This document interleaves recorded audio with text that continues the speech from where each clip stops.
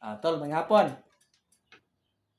Nana ang kwarta nga ako katuig mong giingon na pisar ng lubi kaniha. Ang halin 18,000 kapin 18,437. So ang 10,000 akong ihatag ri ka ati, dili na ko ibilin. Wala ko rin dawato. Oh. Dili na ko ibilin. Para siya na lang puy kunan mo niya. Bindan na ako ni siya og para pang Gcash kung ikaw kay Gcash ni bindan na ako. Sila kang mabayad ng 10,000 no. Wala ko kabalo. Ah. Ay, hala, bubili. Sige, sige. O, tuwag ko kabalo, pila. 1. Yapon ako. 1, 2, 3, 4, 5, 6, 7, 8, 9, 10. Jismel, dire na ako na ibilin ka ate ha. Natuman na yung mga kuwan.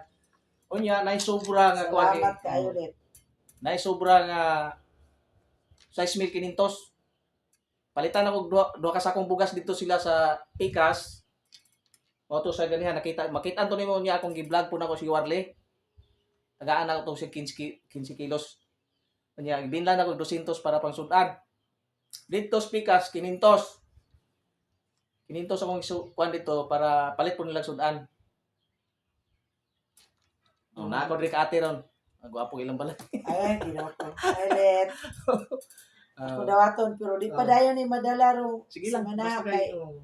mapadala kay gikan jud migdigo si Kisir mo na ako ang pagkuano do. Pagikaso. Si Kisi. Basta sa mo agad si Kisir niya. Gikan pa man merong digos. Ya dili pa mi makaadturong sunod Sabado, di pa gyud mi kaadto.